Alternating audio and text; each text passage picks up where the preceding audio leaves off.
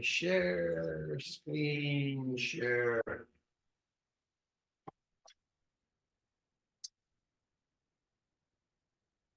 All right. It's my first time this semester. I'm a little out of practice. That's okay. Okay, here's the longest book we have. And keep in mind, he wrote this book way back in 1971. The theme is very much a modern theme, but he wrote it way back in 1971, if you can imagine. Okay, go ahead. The Lorax, and the far end of town where the greater grass grows, and the wind smells slow and sour when it blows, and no birds ever sing excepting old crows, is the street of the lived Lorax. And deep in the greater grass, some people say if you look deep enough, you can still see today, where the Lorax once stood just as long as it could before somebody lifted the Lorax away. What was the rocks? Why was it there? And why was it lifted and taken somewhere from the far end of town where the greater grass grows? The old Onceler still lives here. Ask him, he knows. You will not see the Onceler. Don't knock at his door. He stays in his lurking on top of his door. He lurks in his lurking cold under the roof, where he makes his own clothes one of the muffled move. And on special dank midnight in August he peeks out of the shutters and sometimes he speaks and tells how the Lorax was lifted away. He will tell you perhaps if you're willing to pay. And the end of a rope he lets down a tin pail, and you have to toss in 15 cents and a nail, and the share of a great grandfather's nail. Then he pours up the pail, makes a most careful count to see if you have paid him the proper amount. Then he hides what you paid him away in his snuff, his secret strange hole in his glabrous glove. Then he grunts, I will call you by whisper my poem.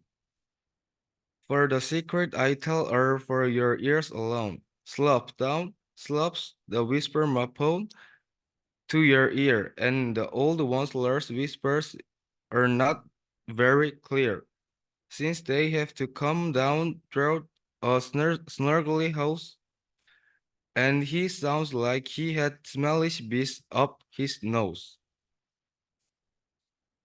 Next. Now I'll tell you, he says, with his teeth sounding gray, how the Rolex got lifted and taken away. It all started way back, such a long time back. Way back in the days when the grass was still green, and the pond was still wet, and clouds were still clean. And the song of the Swami swans rang out in space.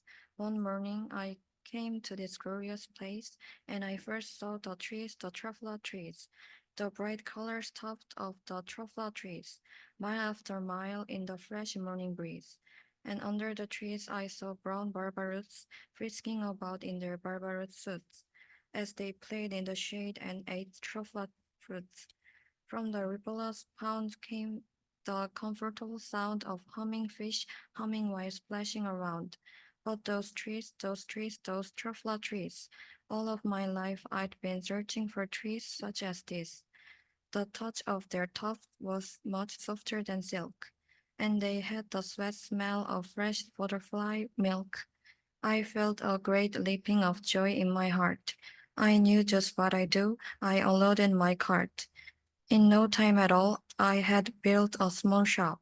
Then I chopped down a truffle tree with one chop, and with great skillful skill and with great speed, I took the soft top, and I knitted a knit. The instant I finished, I heard a gajump. I looked, I saw something pop out of the stump of the trees I chopped down. It was sort of a man. Describe him? That's hard. I don't know if I can. He was Jurdish and oldish and brownish and mossy, and he spoke with a voice that was sharpish and bossy. Oh, very strong, very strong. Next. Mister, he said with a sawdusty sneeze, I am the Lorax, I speak for the trees. I speak for the trees have no tongues. And I'm asking you, sir, at the top of my lungs. He was very upset as he shouted and puffed. What's that thing you made out of my triplet tuft? Look, Lorax, I said, there's no cause for alarm. I chopped just one tree. I am doing no harm. I'm being quite useful. This thing is a sneeze. A sneeze of find something that all people need. It's a shirt, it's a sock, it's a glove, it's a hat, but it has another uses. Yes, far beyond that. You can use it for carpets, for pillows, for sheets or curtains, or covers for bicycle seats. The Lorax said, Sir, you are crazy with greed. There is no one on earth who would buy that bird's need. But the very next minute, I proved he was wrong. For just at that minute, a chap came along, and he thought that the need I had needed was great. He happily bought it for 398. I laughed at the Rolex, you poor, stupid guy. You never can tell what some people will buy. I repeat, cried the Rolex, I speak for the trees. I'm busy, I told him. Shut up, if you please. I rushed across the room, and in no time at all, built a radio phone. I put in a quick call. I called all my brothers and uncles and aunts. And I said, listen here, here's a wonderful chance for the whole Wansler family to get mighty rich. Get over here fast, take the road to North Niche. Turn left at we Weehawken, sharp right at South Stitch. Okay. Don't need to get so close. Stay. That's perfect. And in no time at all, in the factory I built, the whole Wansler family was working full tilt. We were all knitting sneeze just as busy as bees, to the sounds of the chopping of truffula trees. Then, oh baby, oh, how my business did grow. Now chopping one tree at a time was too slow. So I quickly invented my super X hacker, which whacked off 4 truffula trees at once smacker. We were making sneeze 4 times as fast as before. And the Lorax, he didn't show up anymore. But the next week, he knocked on my new office door. He snapped, I'm the Lorax who speaks for the trees, which you seem to be chopping as fast as you please. But I'm also in charge of the brown barbaloots who played in the shade in their barbaloot suits and happily lived, eating truffle fruits. Now, thanks to your hacking my trees to the ground, there's not enough truffle fruits to go round. And my poor barbaloots are all getting the crummies because they have gas and no food in their tummies. They loved they loved living here, but I can't let them stay. They'll have to find food, and I hope that they may. Good luck, boys, he cried, and he sent them away. I, the Wansler, fat said as I watched them all go. But business is business, and business must grow, regardless of crumbs and tummies, you know. I meant no harm. I most truly did not. But I had to grow bigger, so bigger I got. I biggered my factory, I biggered my roads, I biggered my wagons, biggered the loads of the sneeze I shipped out. I was shipping them forth to the south, to the east, to the west, to the north. I went right on biggering, selling more sneeze, and I biggering my money, which everyone needs. Very nice. 2 more. It's a long book. Part 5 coming up. Uh, then, then again he came back. I was fixing some pipes. When that old nyan's Lorax came back with more grapes. I'm the Lorax, he caught and he whiffed. He sneezed and he snuffed. He snored and he sniffed. Once more he cried with a cropless croak.